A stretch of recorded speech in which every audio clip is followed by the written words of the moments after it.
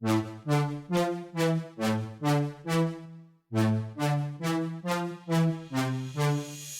back to another episode of the Next Level Minds podcast. My name is Chris Chapman, and I am your host. For those of you who are sitting down with us for the first time, then this is a podcast dedicated to those who want to reach a next level in their business, personal, or career life.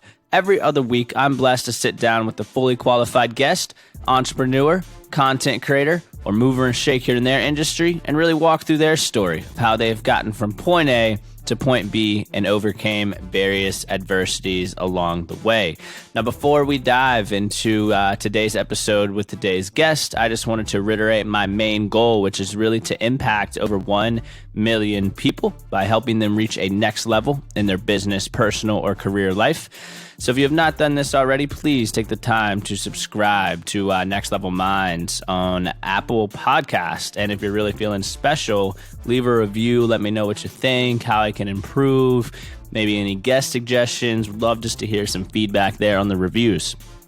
Other than that, I want to go ahead and introduce today's guest. I'm sitting down with Jake Bjorseth.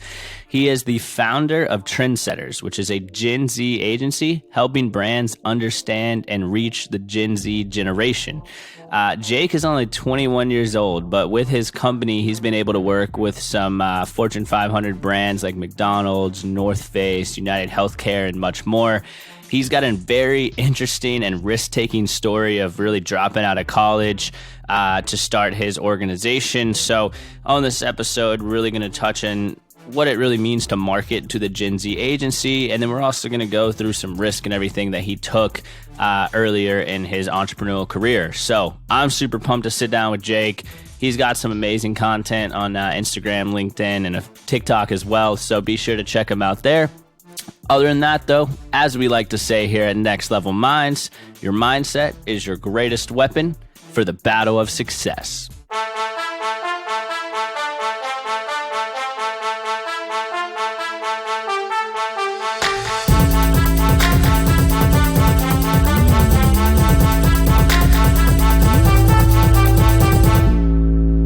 Jake, man, super pumped to have you on the Next Level Minds podcast.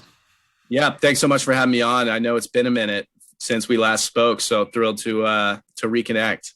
Yeah, dude. So before we started recording, you said you got the massage. Are you feeling all loose and ready to go? I think so, for the most part. You know, I'm one of the more uptight individuals you can ever communicate with, and you know, that said, it's good to get a little bit loose every once in a while.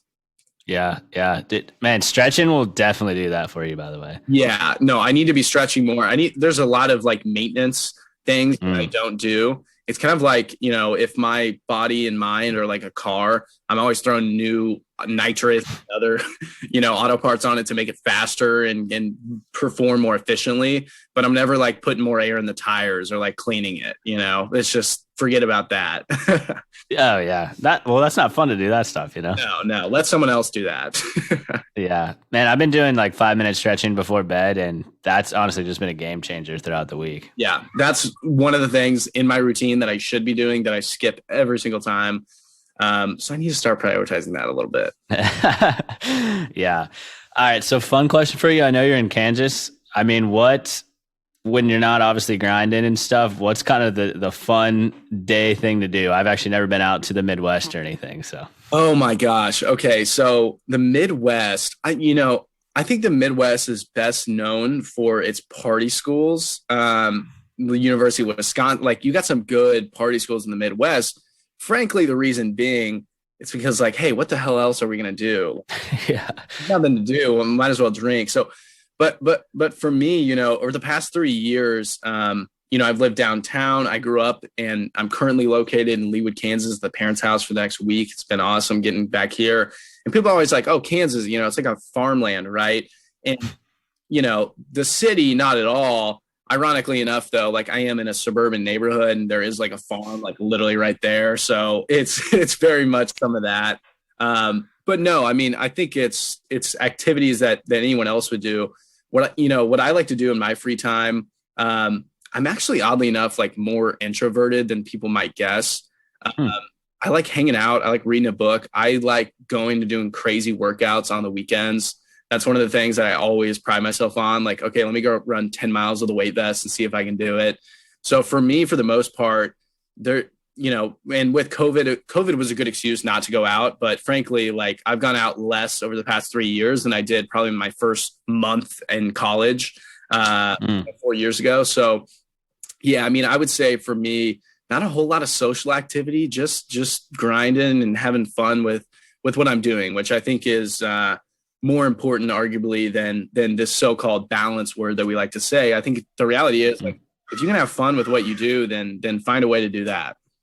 Yeah, I love you said that. And to your point about the workouts, I remember following you on Instagram like during the wintertime, and it'd be like 30 degrees, you'd be running 10 miles or something like that. Yeah. And what's funny too is I'm an awful runner. I hate running. I have the worst. I run like a penguin. If you've ever seen a penguin waddle. So I'm really bad at running, but it's just one of those things that I hate.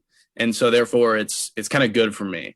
And I think it's so important in business to be able to put your mind in a different uncomfortable state. We spend so much time, in our day-to-day working and hustling at what we're doing. And it's all, numbers up here and it's just so much stress on your brain. That's a different kind of thinking. And I think if you can put yourself in a situation, I'm not the type to of course, yeah, it's good to work out. It's good to stay on top of it. Go for a light run. But I think it's important to put yourself in physically uncomfortable situations where it's not just a workout that you're getting through. It's like, no, I'm putting myself through a living hell where the only thing on my mind, I can't worry about any business activity because I got to get through these 5 miles in the freezing cold winter. And the only thing I can think about is the next step forward. And I think it's really good to put your mind in those different situations where you can focus on the objective at hand and the task at hand and forget about all the other nonsense that's going through your brain. Yeah, that's so cool. Like I've never really heard it put that way. Do you think it kind of helps relieve some of the daily stress of obviously running your own company? Yeah, no, I think 100%. So, it's something that I definitely struggled with when starting out and getting into business. I saw that while I used to be an athlete and working out all the time, that I started neglecting that. It was just maintaining. It wasn't ever growing or doing anything intense. And then I started integrating that a little bit more, and it's been incredibly helpful because, when you put yourself in a crazy situation of that nature, one of the things we did, I want to say last fall, me and my COO at the time, we had a day where we ran a marathon, then did 1,000 push-ups, 500 pull-ups, and then 12 miles walk, which is walking at about a 20-minute mile pace with a 50-pound weight vest. And we did all of that in one day. And then obviously the next day is a full recovery day. And it's just like to have 48 hours where the only thing you're worried about is how much your leg hurts or how much your foot hurts or how much your hands are bleeding from pull-ups. Like, it's just so good to get yourself away from everything and get yourself away from it. For me, a vacation or going out with friends, that doesn't do it for me because I'm not fully there. I can still be thinking about business and still engage in social conversation and relax. So for me, I always have to put myself in a situation where it's like, there can be nothing on my mind right now than doing the next rep or taking the next step forward. Yeah, that's so cool. And that's so funny you mentioned running a marathon, literally coming from the guy who said he hates running. Yeah, I know. I hate running, but that's why I actually just signed myself up for a marathon, trained for it in 40 days. And now it's funny because I run, I pretty much run every day, but I don't run like more than a couple miles. So I'm not by any means ever ready for a marathon. But now that I've done it once, which was one of the worst experiences of my life, now I know I can go out and run a half marathon or a marathon without any training because I'm like, hey, I've already done it. So now I know what it's like. And so, I just can put myself in that situation again. I'm like, hey, if I did this once and survived, I should always be able to do it again. And so it's being able to kind of reach back up on that and have that past achievement. That's like, hey, I already did this once and I hardly trained for that. So now I should always be able to do it again. And that's a big goal of mine is to continue doing the things that maybe I hate, but it's things that I know are developing character and other traits that I might not get from other places. Yeah, that's a good point. And I heard Andy Frisella mention this the other day. He said the more times you do the things you hate, the more you love the things you love. because it just makes it so much sweeter at the end of the day. Yeah, I couldn't agree with that assessment more. I think there is something to be said about, especially as someone who, when I dropped out, I left with nothing. I was 18. I was off the parents' book and living in Westport, Kansas with a drug dealer. And it was the worst apartment ever that you can imagine. And working 12 hours a day, 7 days a week. And just throughout that process, like I noticed that I enjoyed my work so much more. And over the past year, then I leveled up and over the past year, I lived in a penthouse in downtown and I had nicer things and I didn't have to work 12 hours a day every day. And I noticed myself getting, having less fun with it. And I think that's a part of it is I wasn't in that position where I was incredibly hungry and had to be. And so really over the past year or for all of 2021, I've been really trying to think about how I can put myself back in that position of not having anything, of course, without losing the business, right? Because I don't want to lose what I've worked for. But I'm always like, how do I tap back into that super hungry kid that didn't have anything? Because when you have a chip on your shoulder, you're just going to always outperform anyone without one. Yeah, man, let's touch on that for a second. So obviously that's like a big risk of just dropping out of school to start your company. So what was that kind of like, I guess, around like the 2016, 2017 timeframe when you were starting Trndtsttrs? Yeah, man. I mean, it was tough. I was always a good student. I kind of had like a halfway scholarship to, it was just the University of Kansas. So it wasn't anything crazy. But I would say it was a tough process, but looking back on it, it's one of those things. And it's so ironic because it's actually this week. Really the month of May, I should be graduating right now.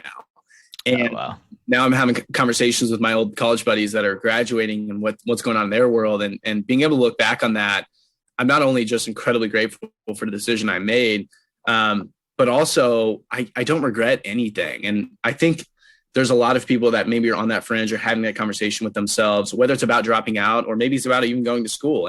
And I think it's vital to not let regret or the fear of missing out maybe, or the fear of potentially having regret really dictate any sort of decision, because I think whatever decision you make, there's no wrong or right decision. It's just a matter of what you make of it.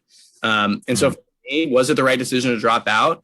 I can say yes right now, but maybe if I stayed in school, this happens and this happens and this happens and this happens and who knows? And maybe I'm in a better position right now. And maybe, the finances and the business aren't there, but maybe I just met the girl that's going to become my wife and I'm the happiest I could ever be. So you never know. And, while I'm glad I made the decision I did, I also understand that maybe that wasn't the best decision in hindsight. So I'm not an advocate for one or the other. I'm not an advocate for, there are ever a right decision or a wrong decision. I'm just such an advocate for, hey, whatever decision you make really doesn't matter because that's just one pathway. And, maybe if there's a parallel universe, you'll get to see that once you die. But for now, knowing what we know as humans and knowing that that's not guaranteed, for now, you've made the decision and make the most of it.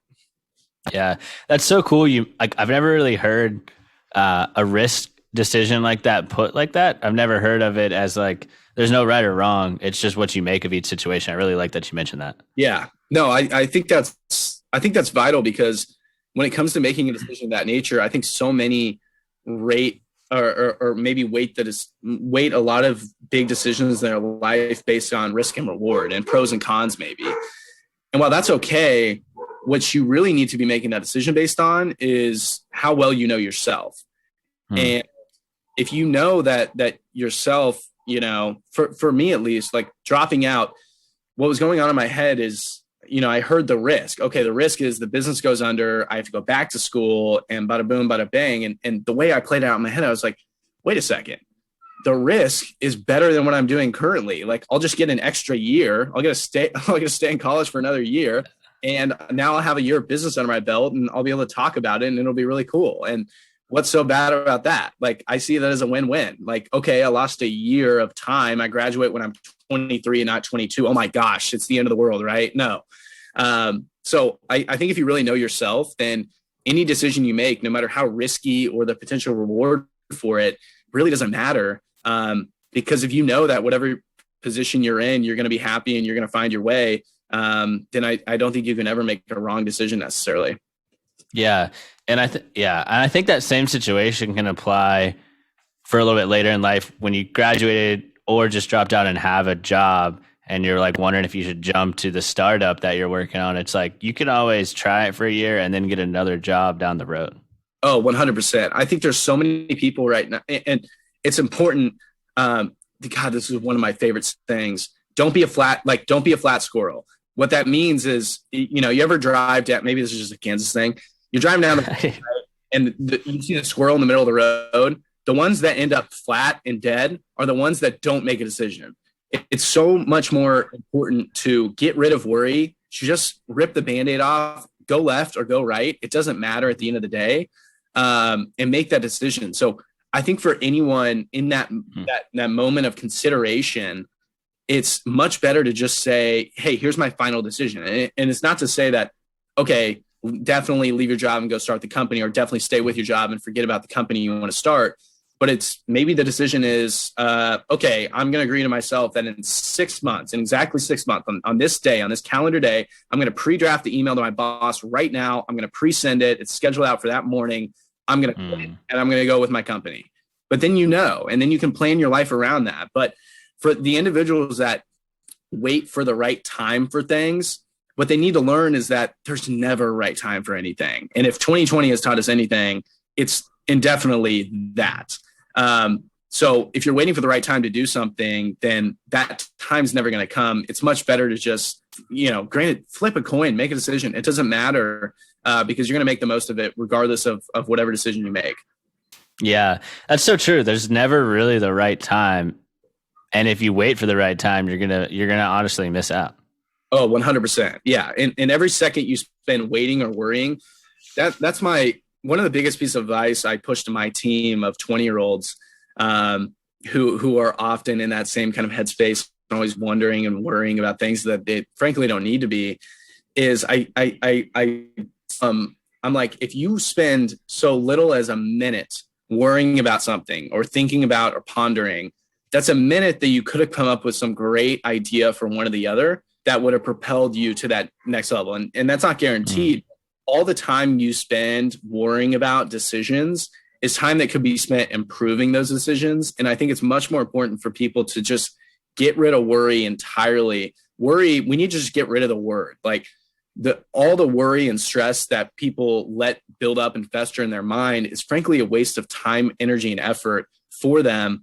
And one of the things that's been most beneficial for me is frankly never allowing that to sit with me and always just making a decision and understanding that even if I make the wrong decision, it's better to make the wrong decision than no.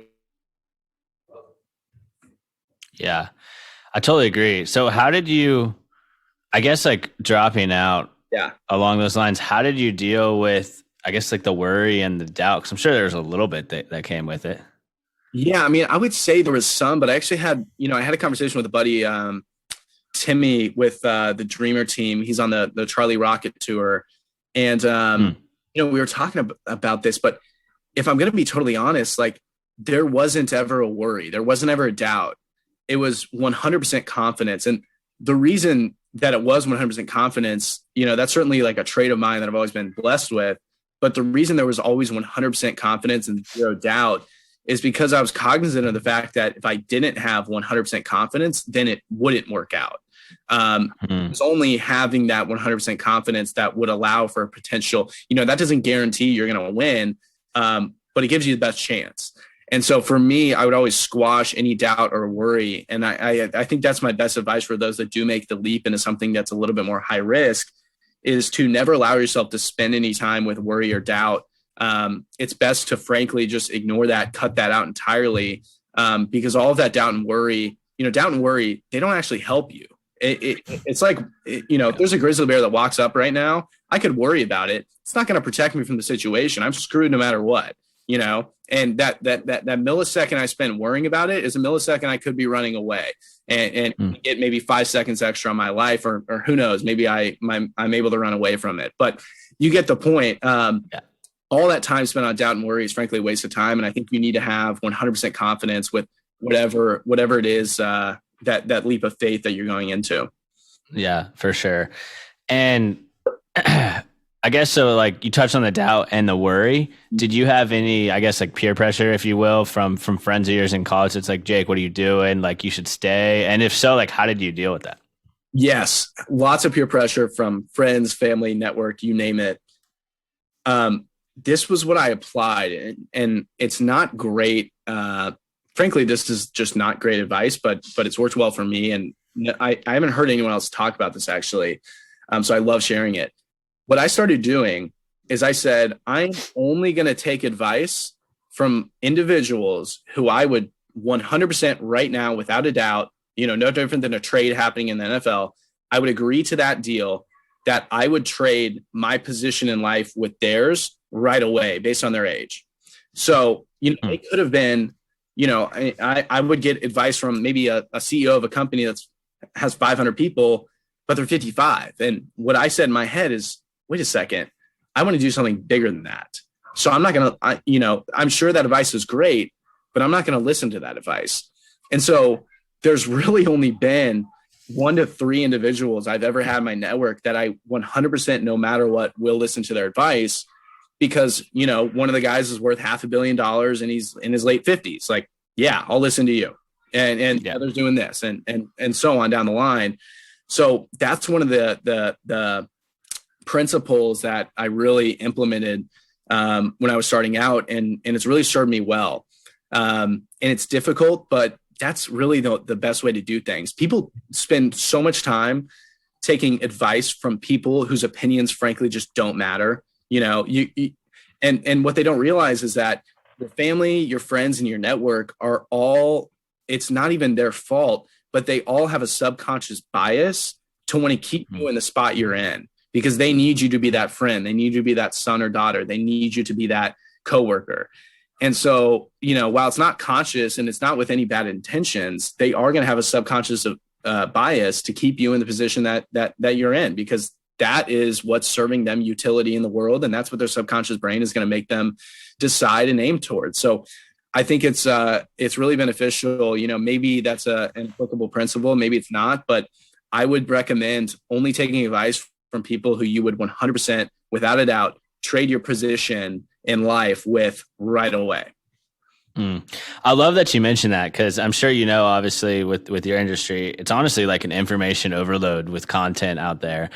And then just advice in general. It's like you have people chirping in your ear all the time. So I think that's a true, like, good advice right there, to only really get advice from people first off, you trust, and from people that are where you want to be, whether it's now in life or later. Yeah. So if someone's listening to this right now and you're 18 and you want to do bigger than me by the time, I just turned 22, don't even listen to what I just said, maybe, or maybe it serves you well, right. That's kind of a catch-22 there, but you get the point. Like, only take advice from the people who you would truly trade that position with. Yeah. So your company was obviously bootstrapped, which I think is super cool, just because it seems like everyone's just trying to get venture funding as quick as they can. So first off, like, how did you do that? And then second, I saw you grew from 0 to, I want to say, like 28 employees, I think. So how have you kind of grown that staff base, especially with bootstrapping? I think that's really cool. Yeah, I mean, the bootstrapping process has been difficult, to say the least. It just brings up challenges that aren't challenges for most businesses, but are for us.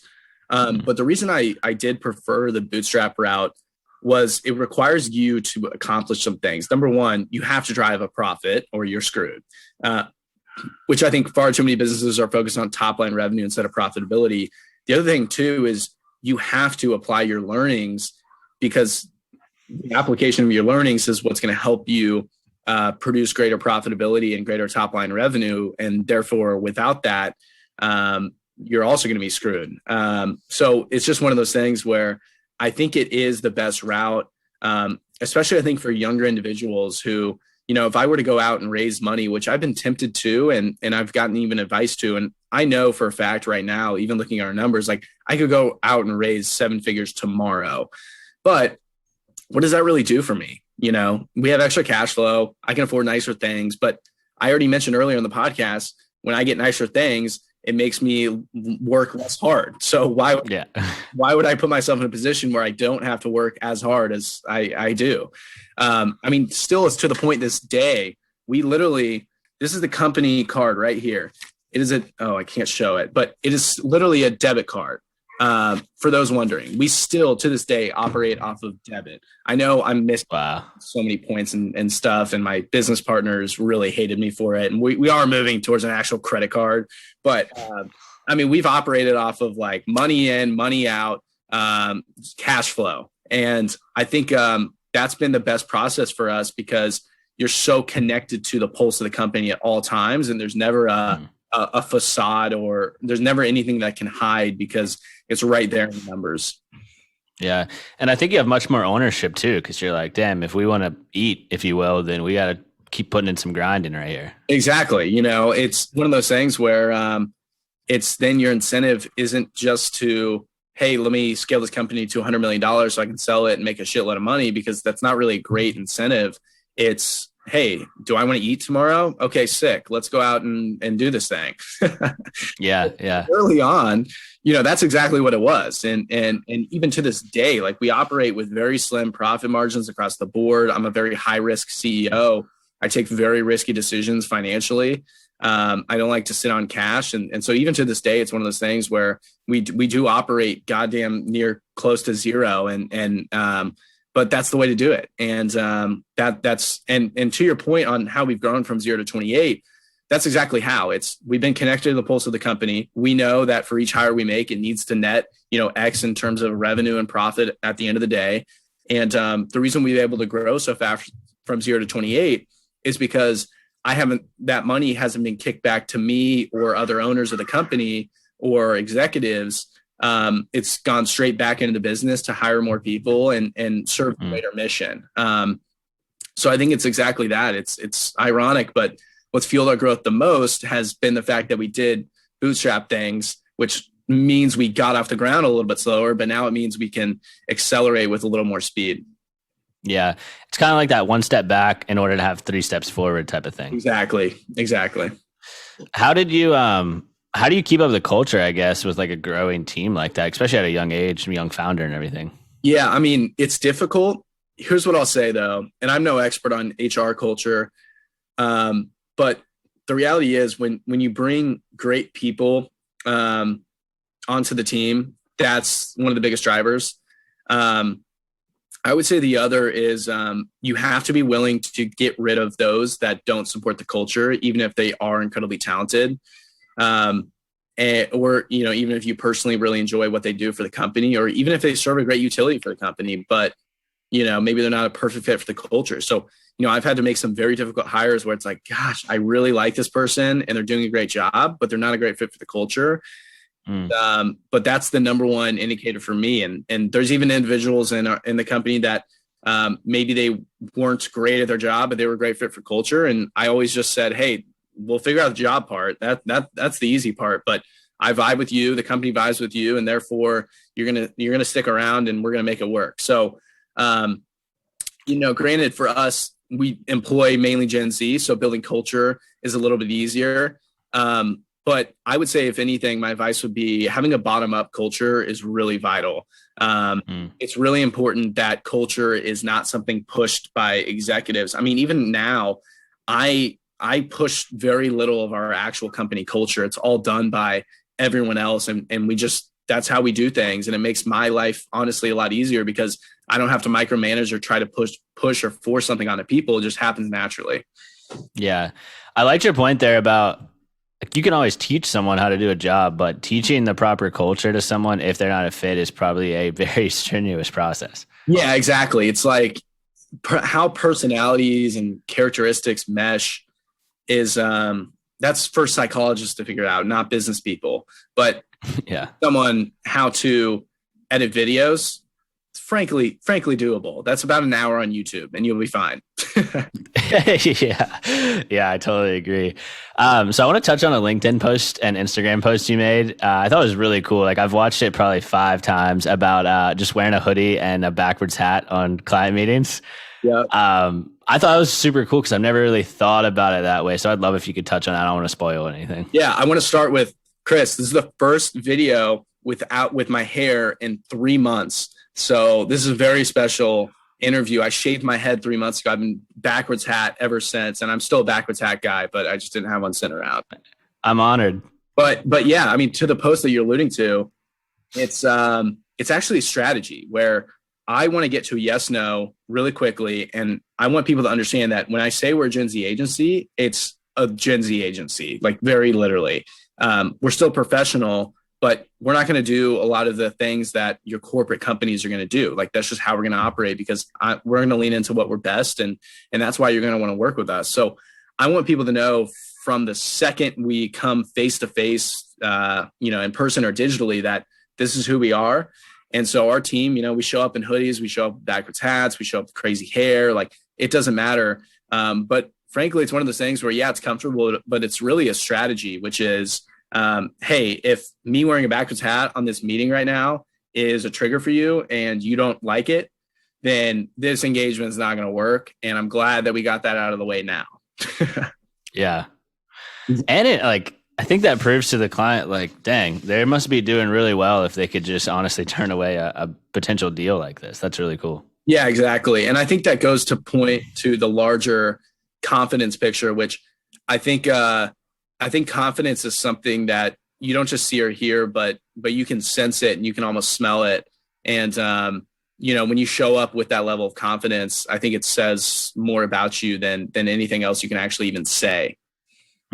Yeah. And it's like less stuffy, honestly, just wearing a shirt or a hoodie rather than a suit or something, I think, on these type of meetings. Oh, exactly. I don't know. I think the last time I wore a suit was maybe a funeral. That's it. And that's obviously a sad situation, unlike getting a deal or something. Yeah, exactly. Yeah. So what's going on with Gen Z, by the way? Like, I would love just like what's going on in the world, what's going on just from the marketing side. I know you're kind of the master of all this. So yeah, Gen Z, really captivating generation. Starting to get a lot more attention, and post 2021, there's really three things that are on the mind for most brands and businesses right now. The number one thing is typically DCI, or DEI, kind of depends on how you break it down, but diversity, equity, inclusion. And then, the second I would argue is probably sustainability and environmentalism, or how you support people. And then I think the third, / kind of social good. And then I think the third is Gen Z. And what you quickly realize is those are very much kind of looped into one another, because each kind of drives the other in unique ways. So I think Gen Z overall is starting to get a lot more attention from brands as they age up. They're entering the workforce and entering the workforce post-COVID, where I think we're about to enter a really interesting market for the next decade. There's going to be immense growth and opportunities. And the creator economy is truly going to take fold. I think the world of NFTs is really showing that. So we have the convergence of a lot of different things and technologies and this decentralization that's happening everywhere. So I think we're about to see what is ultimately the most tech-enabled consumer and now employee enter the market. And we're about to see the most powerful generation yet. In terms of their influence on the market, on brands, on corporations, on our vision for the future. And, it's just going to be an interesting time. And there's so many different segues I could dive into, but the bottom line is exactly that. And that's not only the bottom line, but that's what the headline should be, is this is about to be the most powerful generation yet. And the entire market's going to see exactly why in about 5 years. That's awesome. So do you think it's because a lot of the Gen Z's like, you know what, like I want this ABC life, I'm going to do what it takes to get there, or what? Yeah. I mean, I think it's a lot of things. I think it's going to be post-COVID, a generation that doesn't want to go back to normal. They want to go back to better. Additionally, it's a generation that is seeing the unique opportunities in the market and looking to carve their own path. Whether or not that's entrepreneurial is aside from the point, but looking to carve their own path and do it their way. And they're coming to the market both as a consumer, an employer, as entrepreneurs, as freelancers, as all of those different professions and I guess identities. and they're saying, hey, we want to do things our way and we want to do better. And they're not going to take no for an answer. And there's no meet in the middle anymore. It's our way or the highway, which I think you see on the fringe with what is known as cancel culture, which is your more intense activist Gen Z that sometimes takes things way too damn far.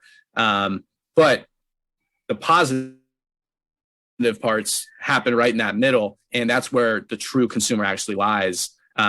Consumer and an employee and entrepreneur and creator and all those things. Yeah. I like what you mentioned. It's just like, hey, this is how we want it. And this is what we're going to do to get to that level. Yeah. Yeah. It's very much, millennials kind of set the stage for this by saying, hey, that's what we want, but they didn't back it up with any sort of action. Whereas with Gen Z, you're seeing action now take place to levels that frankly, we just haven't seen before from a collective generation. Yeah. So for the brands out there, whether it's an executive listing or whether someone that owns their own, like, I guess, B2C brand, I mean, what advice would you give them to kind of target the Gen Z agency right now, or the Gen Z out there? Yeah. So I think number one is on the note of the brand, pushing true authenticity, which is so ironic. I have to say true authenticity, but I do, because so many brands want to, and I think when it comes to that, it's understanding how brands today are actually built. So when I say building a brand that's authentic, it's understanding where is that brand actually built? A brand is nothing more than a perception of a company and its products and services. And I think so many professionals, especially in the marketing category, forget that sometimes, as if a brand is the mission statement we write in our boardroom in our glass tower, or ivory tower, I should say. And so, that said, I think it's understanding that brands today, they're built in the world. They're built online. They're built in conversation, and they're built across social networks that drive your Gen Z consumers. And so that's my first note is build an authentic brand and do so out there. The second, I don't even have to say it, but you need to be pushing content across social channels and looking to engage consumers. Every B2C brand that's targeting Gen Z needs to be hitting TikTok hard for the next 6 months. And if they don't hit hard for the next 6 months, they're going to seriously regret that, which I've been, touting for 2 years now. So the timeline is shrinking. I'm telling you, the timeline is, in fact, shrinking when it comes to TikTok. And then I think finally, get guidance from, whether it's Gen Z individuals or, those in your network or your employees or your community, but let those Gen Z consumers drive the vision and the future for the company. They're not looking for brands to come into the market, say who they are, and sell them some BS products and services. They're looking for brands to come into the market, fix a problem, and then they want to see how does that brand evolve to fit exactly what I need at a personal level. And they want to co-create with what that brand is. So I would say those three things. I would say, number one, it's an authentic brand, understanding how that brand is built. It's two, you need to be across every social network all the time, creating truly authentic content. And then I think number three is building up a community that is able to build up that brand rather than trying to build it yourself. Yeah, the community part's huge, because word of mouth, they'll naturally kind of just share it for you if the community is there. Yeah. And a great example of this, because, this is all just strategy, but a great example of this is everyone go look at Truff hot sauce. Have you heard of Truff? No. Okay. I'm going to send you a box of Truff, Truff. Their story is incredible. Essentially, they bought the Instagram handle for @sauce on Instagram. What they then did for 2 years was posted quote unquote saucy content. And I'm not making that up. That is literally a paraphrased quote from their podcast they did with That Age. Well, then after they built up a massive community, they were like, hey, what if we sell hot sauce? And a year later, they have this black truffle infused hot sauce that is the hottest hot sauce brand in the market. It's the only D2C hot sauce brand that's crushed it like they have. And now they're looking at potential acquisitions from a lot of your players in there, and they're dominating the space. And they have the most loyal community ever. Why did that happen? It's because for 3 years, they weren't trying to sell anything. They were just building up a community. And then they thought one day, wait a second, what if we sell something to it?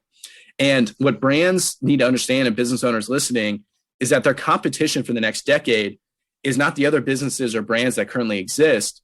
It's the kid right now making a little dumb TikTok dance video with 100,000 followers that in 6 months is going to have 1 million followers. And then that girl who's 18 years old is going to launch a skincare brand online through Shopify with products she doesn't have to touch and directly compete with L'Oreal.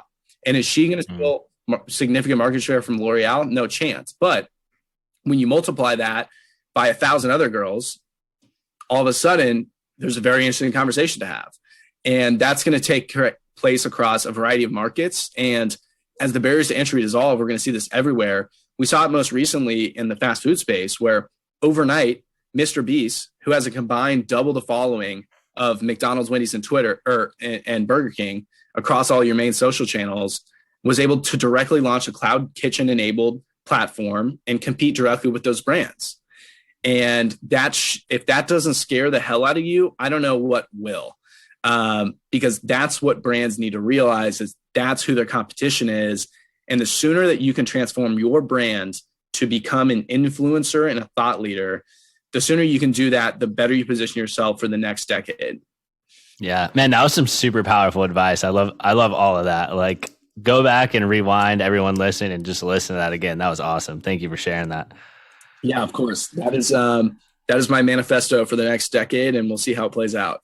Yeah. One point on that, it just baffles me when I see comments on a company's Instagram of a post, and they don't comment back to the consumer. I don't understand that at all. I don't know if that's like good or bad, but I think you should be commenting back, in my opinion. Yeah, I mean, it shows the lunacy that is big corporations trying to play in a social sphere.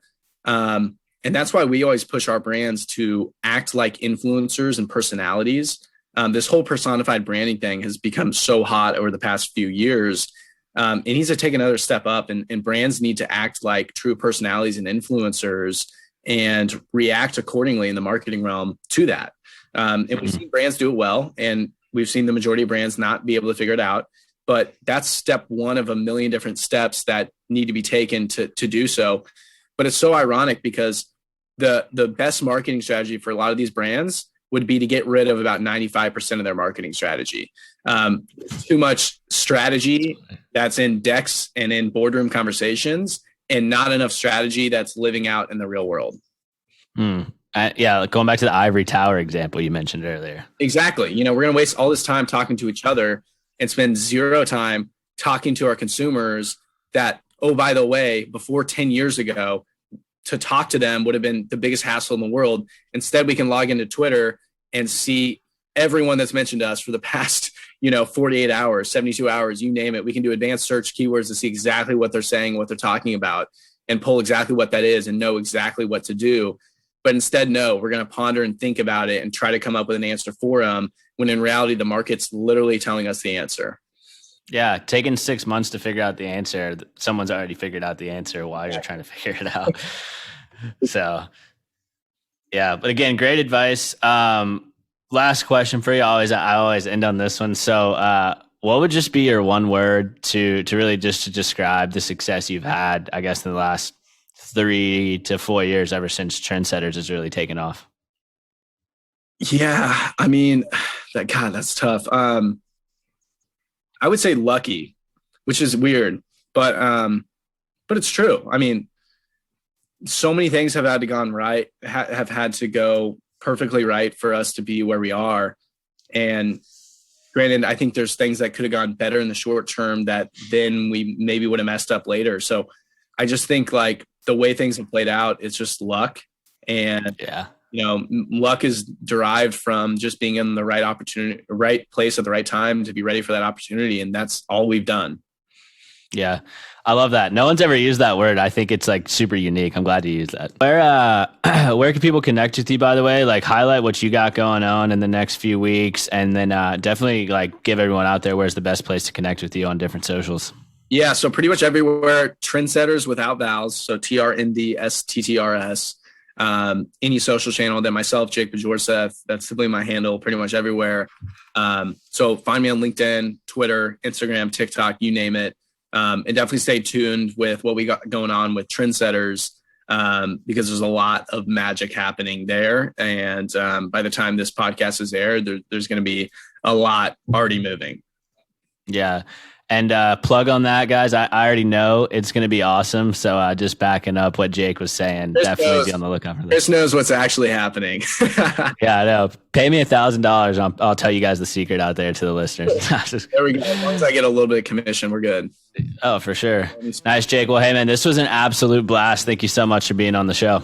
Awesome. Thanks so much for having me, Chris. Well, that's it, guys. Thanks again for taking the time to tune in to this week's episode of Next Level Minds. Really appreciate the support. Also, make sure to check out Jake on Instagram, LinkedIn, and other social media avenues. Definitely check out Trndsttrs as well. Pretty epic company. And other than that, as we always like to say here at Next Level Minds, your mindset is your greatest weapon for the battle of success.